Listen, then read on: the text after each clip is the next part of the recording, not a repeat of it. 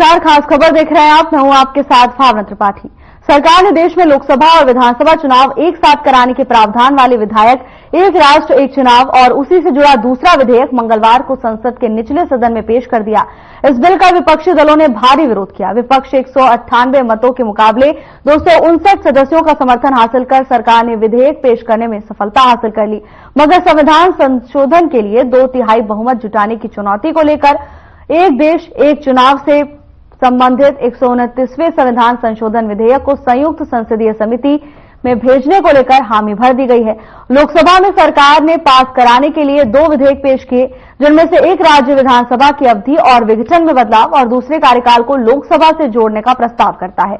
दूसरा दिल्ली, जम्मू और कश्मीर तथा पुडुचेरी के केंद्र शासित प्रदेशों की विधानसभाओं में इसी तरह के बदलाव का प्रस्ताव करता है। वर्तमान स्थिति में बीजेपी के पास लोकसभा में 2 विधेयक पारित कराने के लिए पर्याप्त संख्या नहीं है। इस स्थिति में सरकार को इन दोनों विधेयकों को पारित कराने के लिए तमाम चुनौतियों से गुजरना पड़ सकता है। तो वहीं पूर्व राष्ट्रपति रामनाथ कोविंद के नेतृत्व वाले पैनल के द्वारा सुझाए गए इन संशोधनों को लोकसभा में पारित होने के लिए 2/3 बहुमत की आवश्यकता होगी। बहुमत होने के बाद ही बीजेपी और उसके सहयोगी राष्ट्रीय जनतांत्रिक गठबंधन के पास केवल 293 सांसद हैं, जबकि कांग्रेस के नेतृत्व वाले भारत ब्लॉक के पास 234 हैं। इस विधेयक को लोकसभा में पारित कराने के लिए 362 मतों की आवश्यकता होगी। मंगलवार को विधि मंत्री अर्जुन राम मेघवाल ने लोकसभा में विधेयक पेश किया। इस विधेयक पर कई घंटों तक बहस हुई। लोकसभा में 259 सांसदों ने संसद मतदान किया। इसके बाद विधेयक को संयुक्त समिति में व्यापक विचार के लिए भेजने पर सहमति बनी। तो वहीं विधेयक का विरोध करते हुए कांग्रेस सांसद का बयान सामने आया।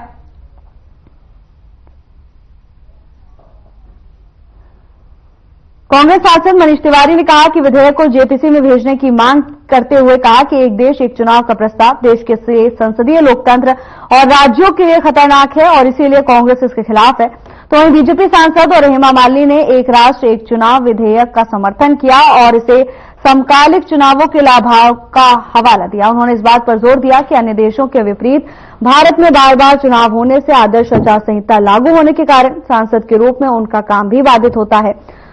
हेमा मालिनी का तर्क है कि एक साथ चुनाव कराने से संसाधनों की बचत होगी, जिससे शिक्षा और स्वास्थ्य जैसे महत्वपूर्ण क्षेत्रों में आवंटित किया जा सकता है। यह दृष्टिकोण बार बार होने वाले चुनावों के आर्थिक बोझ के बारे में चिंताओं से मेल खाता है।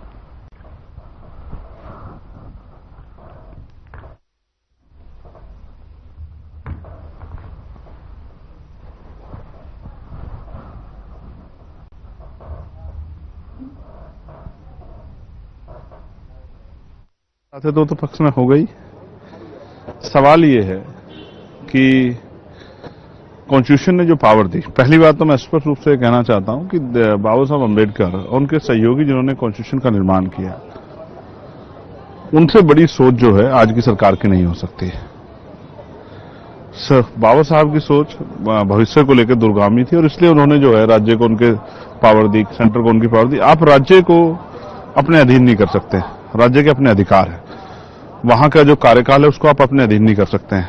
जो संघीय ढांचा है, आप जो हमारी जो अनुसूची 7 में है, उस संघीय ढांचे को नहीं आप जो है कमजोर कर सकते हैं। और कॉन्स्टिट्यूशन जो हमारी शक्ति है, जो पावर्स हैं, वो जो जिससे जो है राज्य जो है खड़े हैं, उस पावर को कमजोर करके हम लोग आगे नहीं बढ़ सकते। इसलिए हमने उसको आज अपोज किया, फिर डिवीजन की मांग की और क्योंकि 2/3 मेजोरिटी नहीं थी इसलिए जो है बिल जो है हाउस में पास नहीं हो पाया।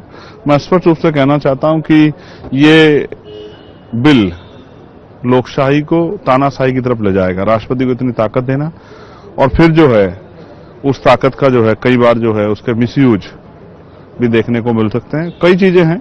मैं ये कहूंगी पूरा विश्व में जो अमेरिका है, हर कंट्री में एक ही बार होता है। ऐसा नहीं कि हमारे जैसा टाइम टू टाइम है ना, कुछ इलेक्शन कुछ ना कुछ चलता रहता है। इसकी वजह से बहुत प्रॉब्लम हमारे कॉन्स्टिट्यूएंसी में एज एन एमपी मुझे फेस करना पड़ता है, क्योंकि आचार संहिता लग जाता है, सारा काम रुक जाता है। तो every time this is what is happening, जिसकी वजह से पूरा देश का भी पैसा भी बहुत बर्बाद होता है। आई थिंक एक साथ में करेंगे तो बहुत बच सकता है पैसा। We can use that money for different purpose, for education, for health, all those things you can utilize that money, same money. नहीं तो it's a waste of money so many crores of rupees is going, ना waste होता है, time waste, money waste.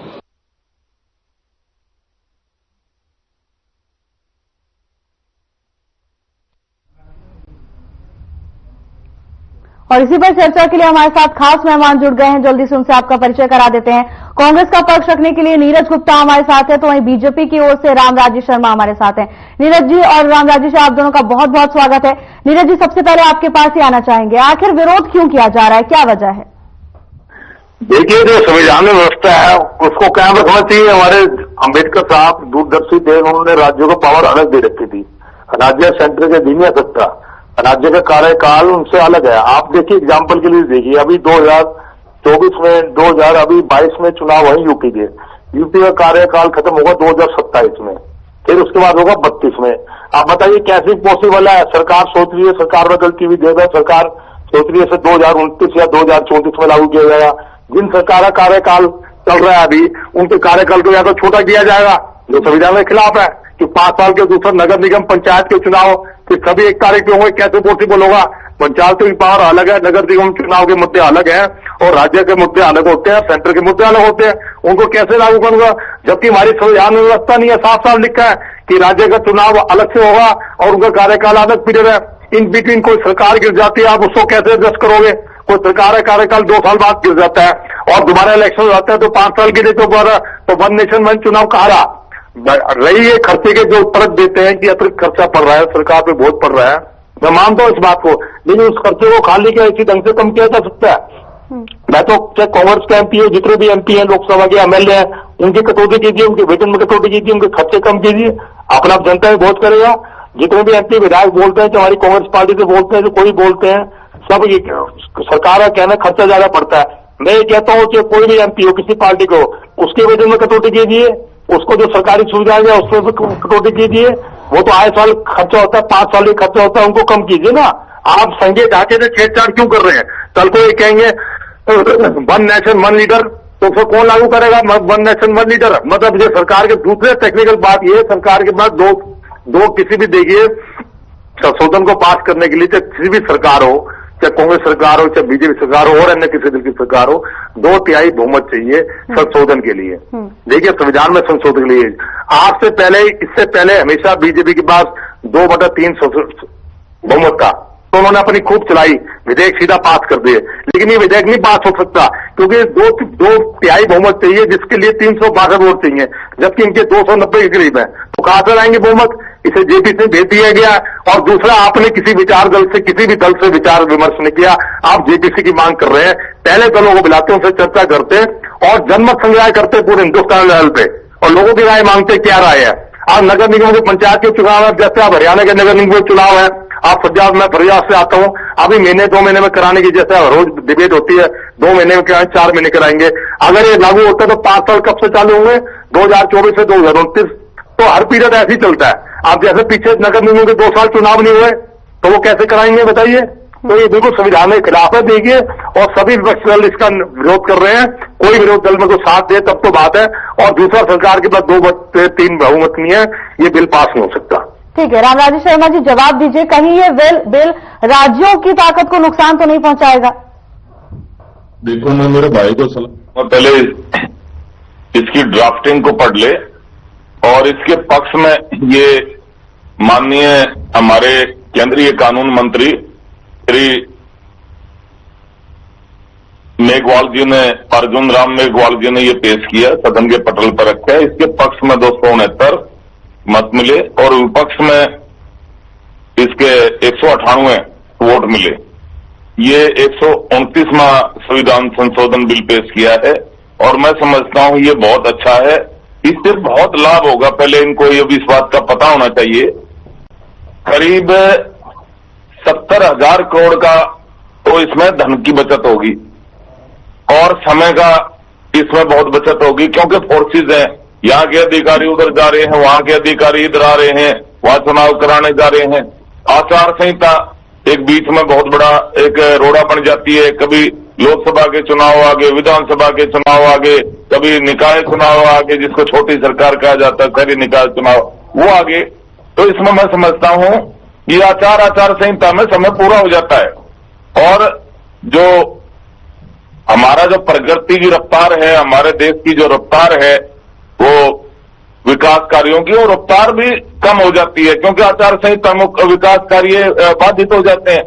तो इससे क्या है, एक देश एक चुनाव में, इससे एक समय में पूरा तो पांच साल मिल जाएगा, सबको अपने एक पूरी समयावधि मिल जाएगी कार्य करने की, चाहे मुख्यमंत्री जी हो, चाहे विधायक हो, चाहे एमपीज हो, चाहे मेयर हो, चाहे वो अपना नगर परिषद हो, नगर निगम हो, नगर पालिका हो, उनको पूरा समय मिल जाएगा काम करने के लिए। दूसरा, सभी राज्यों में एक साथ होएगा। उससे क्या है भाई, यहाँ की फोर्सेज वहां जाती है, वहां के अधिकारी यहाँ आते हैं, यहाँ के अधिकारी वहां जाते हैं, तो इसमें समय का भी बहुत बड़ा लाभ होगा और इसमें मैं समझता हूं धन का भी बहुत लाभ होगा और ये हमारे देश के हित में होगा। तो और इसका लाना बहुत बड़ा सोच समझ के इसको लाया गया है। अब इसको फिर भी अगर कोई ऐसी बात है तो जो किसी के पास में भेजा गया है, जिसको कोई ऑब्जेक्शन है, वो अपना ऑब्जेक्शन दर्ज कराएंगे जो भी पार्टियां हैं। तो मैं समझता हूं ये हमारे देश के हित में है। और कांग्रेस को क्या है ना, कांग्रेस को अपना हार का डर सता रहा है, इसलिए ये कोमा में है, ये समझ नहीं पा रहे और इनको ये नहीं पता, अरे मेरे भाई देश के हित में क्या है और देश के हित में क्या नहीं है। पहले इस बात पर इन्होंने सोचना चाहिए, हमारे राज्य के हित में क्या है, राज्य के हित में क्या नहीं है। अपनी सोच बदलनी होगी हमारे देश के प्रति। तो ये थोड़ा है भाई, कोई सरकार अच्छा काम करती है, इन्होंने तो एक मन बना लिया भाई, मोदी जी चाहे गीता के मंत्र पढ़े उसको भी विरोध करेंगे ये, क्योंकि ये इनको समझ ही नहीं है और इसलिए जनता ने इनको नकार दिया है। जिस तरह से इन्होंने लोकसभा चुनाव में 5 सीटें जीती थी, वो झूठ बोल के ठगी ठोरी करके, तो जनता में एक बदले की भावना थी। उन्होंने उस टाइम में झूठ बोला था, आरक्षण खत्म किया जा रहा है, संविधान बदला जा रहा है, बहनों खाते में 1 लाख आएंगे, 8,500 रुपये महीना आएंगे, फटाखट फटाफट फटाफट। फिर भी जनता इनके ज्यादा बकाई में नहीं है, इनकी काट की अंडी एक बार हरियाणा में चढ़ गई थी, 5 सीटें इन्होंने जीत ली थी। जनता में भारी प्रतिशोध की भावना थी, जनता ने बदला लिया और जिस तरह से हमारे को देवतुल्य जनता जनार्दन ने आशीर्वाद दिया है हरियाणा में भी और केंद्र में भी, तीसरी बार हमारी सरकार बनी, विश्व के सबसे लोकप्रिय और ताकतवर प्रधानमंत्री आदरणीय नरेंद्र मोदी जी तीसरी बार प्रधानमंत्री कुर्सी पर बैठे, ये हमारे देश की जनता के आशीर्वाद से संभव हो पाया है। और जिस तरह से उनकी अगुवाई में हमारा देश आगे बढ़ रहा है, मैं अखबार में पढ़ रहा था, एक भाई अमेरिका में जाके आया है, तो उसमें भी वहां पर भी हमारी बहुत इज्जत बढ़ी है, विदेश में हमारा डंका बजा है, हमारी इज्जत बढ़ी है, हमारी दाग जमी है, आर्थिक दृष्टि से मजबूत हुए, रक्षा के क्षेत्र में आत्मनिर्भर हुए, एक भव्य ऐतिहासिक राम मंदिर का निर्माण अयोध्या धाम हुआ है, धारा 370 और 35 जम्मू कश्मीर से हटाई गई है। ये दोनों काम असंभव थे क्योंकि लग ही नहीं रहा था ऐसा भी हो पाएगा, लेकिन इनमें हमारे चाणक्य की भूमिका मुख्य रही है। आदरणीय अमित शाह जी जो बहुत बड़े, मैं समझता हूं चाणक्य के रूप में विख्यात है, प्रसिद्ध रणनीतिकार हैं और उनके उससे मेहनत से भी ये सफल हो पाया। और सरदार पटेल जी के बाद में लौह पुरुष के नाम से वो जाने जाते हैं। हरियाणा में भी बहुत अच्छा काम हमारी सरकार कर रही है, चाहे वो 3 पीढ़ी खाली चली गई थी, कोई चपड़ासी नहीं लगाया करता, इनके टाइम में भर्तियां कैसी होती थी, परिवारवाद, क्षेत्रवाद, जातिवाद, हमारी सरकार के किसान मजदूर का बेटा मेरिट के आधार पर नौकरी लग रहा है, अपने आप में गौरव की बात हमारी सरकार लगा रही है। ठीक है जी। नीरज जी, क्या ये जो विरोध किया जा रहा है केवल राजनीतिक फायदे के लिए किया जा रहा है? क्योंकि केंद्रीय गृह मंत्री अमित शाह ने भी कहा कि कांग्रेस जब भी बोलती है केवल विरोध ही दर्ज कराती है, क्या केवल राजनीतिक फायदा देख रहे हैं आप लोग? देखिए मैडम जी, आप पहले तो ये बताइए, बीजेपी प्रवक्ता वो बताते नहीं किस विषय पे डिबेट है, ये कहाँ की डिबेट, कहाँ के लिए वन नेशन वन इलेक्शन देता, अपने मुख्यमंत्री की या प्राइम मिनिस्टर तारीफ के पुल बांधने शुरू कर दिए, क्या वट इज दिस मैटर? आप वन नेशन वन इलेक्शन बोलिए, कहाँ से कहाँ पहुंच गए? देखिए हमारा जो है वन नेशन वन इलेक्शन, इनका जोर बर्दाश्त नहीं कर पाएगा, इनकी जोर बर्दाश्त नहीं कर पाएगी।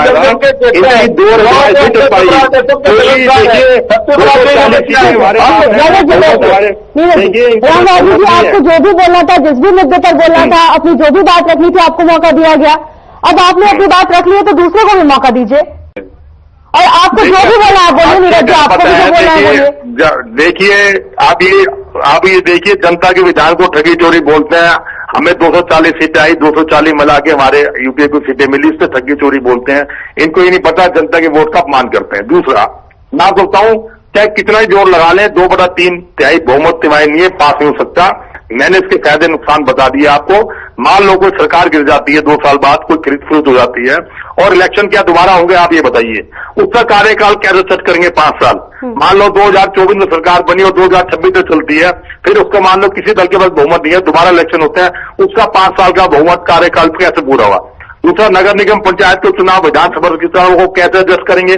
जब संविधान के अनुच्छेद में साफ साफ लिखा है कि राज्य और पंचायतों के चुनाव के साथ छेड़छाड़ की सकती, राज्य का कार्यकाल सेंट्रल सरकार से कार्यकाल अलग होता है, उनको क्यों डिस्टर्ब किया जा रहा है?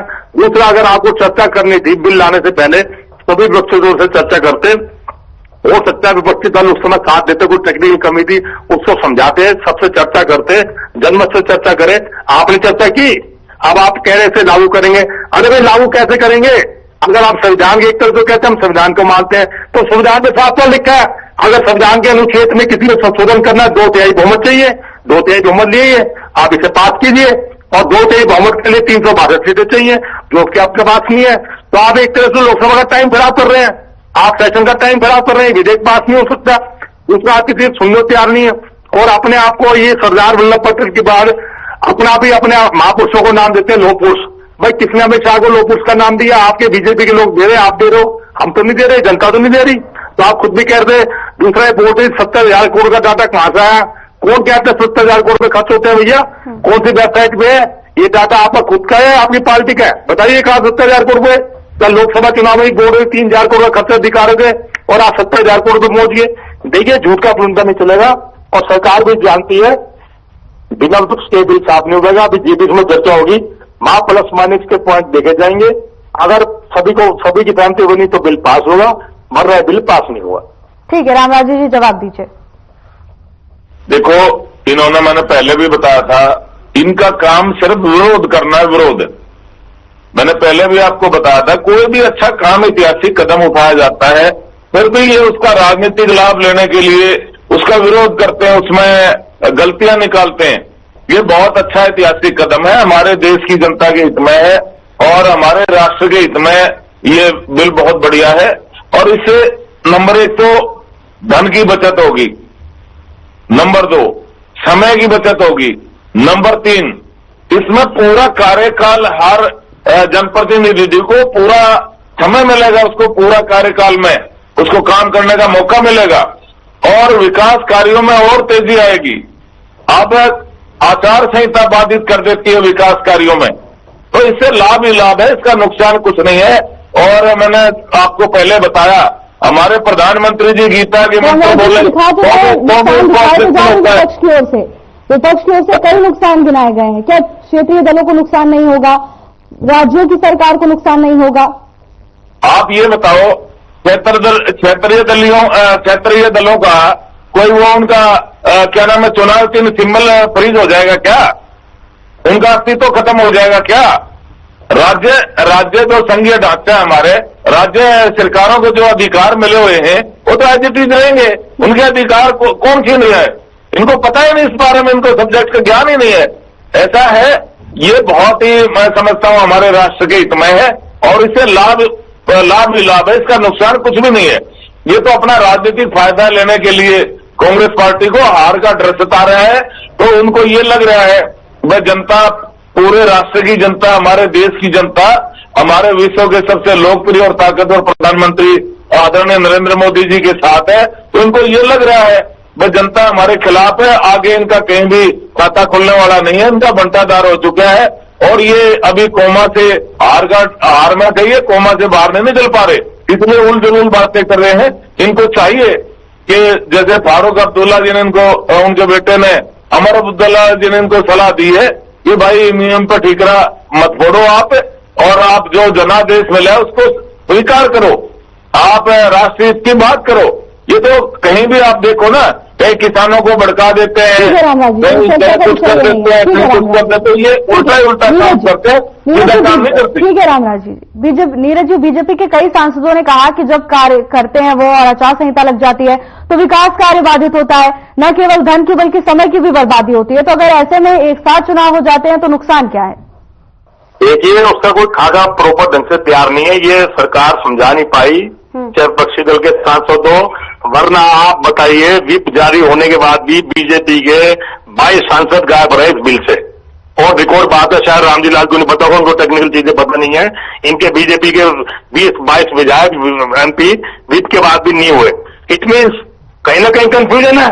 देखिए, हर एक को सरकार बनाने का राइट है। मैं अभी आपको एग्जाम्पल दे रहा हूं, पूरी डिबेट में मुझे ये आंसर नहीं मिला, और ना कि लोकसभा में कल वैसे भी कोई इस बात का आंसर मिला। मान लो कोई सरकार 2 साल बाद गिर जाती है और इलेक्शन दोबारा होता है तो उसका 5 साल का कार्यकाल है, फैक्ट कैसे होगा? आज तक मुझे ये नहीं बता पाए, ना लोकसभा इलेक्शन में विपक्षी दल को समझा पाए, ना इनके टेक कानून मंत्री इस बात का जवाब दिए। कल किसी ने पूछा था उसका 5 साल का कार्यकाल फैक्ट होगा। एग्जाम्पल के लिए 2024 में कोई इलेक्शन होता है और 26 में सरकार गिर जाती है और दोबारा इलेक्शन होते हैं तो उसका 5 साल का कार्यकाल कब से कैलकुलेट होगा? 2024 से होगा या 2026 होगा? इस बात का कोई जवाब नहीं है। और नगर निगम के पंचायत का चुनाव, और जिन चुनाव को आप जब से ये इनको लागू करना चाह रहे हैं 2029 या 2034 तक, तो आपको 2029 या 2034 तक या तो सरकार डिसमिस करनी पड़ेगी। जिन सरकार का कार्यकाल 5 साल पूर्ण नहीं होगा, राष्ट्रपति शासन लगाना पड़ेगा, तभी तो वन नेशन वन इलेक्शन होगा। और पूरी देश की पंचायतों को नगर निगम चुनाव को भंग करना पड़ेगा जिनका कार्यकाल 5 साल नहीं हुआ। तो ये लंबा प्रोसेस है, ऐसे क्यों जल्दी एप्लीकेबल नहीं होगा, लोग विरोध करेंगे। आप जिस कार्यकाल का 5 साल नहीं हुआ उसका मुख्यमंत्री 5 साल से पहले इस्तीफा कैसे देगा? अगर देखिए, शुरू में भी एक कोशिश की थी 1998 में, हमने कोशिश की थी जब सरकार थी, लेकिन जो सरकारें गिरती चलेगी उनका कार्यकाल बढ़ता चला गया। तो इसलिए वन नेशन में नहीं है, सरकार ने इसलिए कोई खाका तैयार नहीं किया। कानून मंत्री इस बात पर कोई जवाब नहीं दे पाए कि जो सरकार गिर जाएगी, जिस प्रकार का कार्यकाल घट जाएगा, वो सरकार का कार्यकाल कैसे पूरा करेगी? एक तरफ तो आप कहते हो, और संविधान में साफ लिखा है कि राज्य स्तर का 5 साल का पीरियड है और ऐसे ही सेंट्रल सरकार का 5 साल पीरियड है। और 5 साल मेरे हिसाब से तब कैलकुलेट होंगे जब सरकार चलेगी। तो सरकार गिर जाती है तो इस बात में कोई खाका तैयार नहीं है, क्योंकि इन्होंने बच्चे दोनों सलाह नहीं दी। क्योंकि अब ये खिलवाए हुए हैं, एक तरफ तो जनता ने हमें 240 सीटें दे रखी हैं तो ये बिल पास नहीं होगा। अब ये बार बार विपक्षी दलों पर इल्जाम लगा रहे हैं कि विपक्ष पंगा कर रहा है। जो अरे एक विपक्ष पंगा कर रहा है, कांग्रेस पार्टी की 99 सीटें भैया, कांग्रेस पार्टी की 99 सीटें और भी दल विरोध कर रहे हैं। अपने दल से पूछो ना, आप खुद 20 सांसद गायब थे, वो 20 सांसद क्यों नहीं आए? आपने खुद उसको कारण बताओ, नोटिस जारी करा है, बताइए 20 सांसद क्यों नहीं आए? अगर 20 सांसद से ले लेते हैं। जी रामराज जी, देखो, ये 20 के तो 22 बता रहे हैं, इनको खुद ज्ञान नहीं है। ऐसा है वो सांसदों की, और कहीं पार्टी ने ड्यूटी लगा रखी है, फिर भी कारण बताओ नोटिस पार्टी ने जारी कर दिया है। भाई वो कहीं पार्टी काम के लिए गए थे या कोई बीमार था, कोई जो भी रीजन होगा, कारण बताओ नोटिस में, वो सांसद अपना जवाब देंगे। ये हमारी पार्टी का इंटरनल मैटर है, इनसे तो कोई लेना देना है नहीं। मैं समझता हूँ ये राष्ट्र के समय है। जल्दी से अपनी बात रखिए, क्या अभी तक तैयार नहीं है विधेयक? रहेगा जेपीसी को, इसमें जेपीसी के पास में भेज दिया गया है। फिर भी किसी को कोई ऑब्जेक्शन है, कोई आपत्ति दर्ज करानी है तो जेपीसी के पास में जाके आप उससे पूछ सकते हैं, आपत्ति दर्ज करा सकते हैं। जी, ये हमारे राष्ट्र का हित में है। ठीक है, आप दोनों का बहुत बहुत धन्यवाद चर्चा में हमारे साथ जुड़ने के लिए। तो वन नेशन वन इलेक्शन को लेकर लगातार पक्ष और विपक्ष आमने सामने है। विधेयक का पुरजोर विरोध विपक्ष की ओर से किया जा रहा है, जहां एक तरफ सत्ता पक्ष इसे जनहितकारी जन कल्याणकारी बता रही है, तो वहीं दूसरी तरफ विपक्ष इसे लोकतंत्र और संविधान पर खतरा बता रहा है। फिलहाल की इस चर्चा में बस इतना ही। जल्द हाजिर होंगे नई अपडेट्स के साथ। नमस्कार।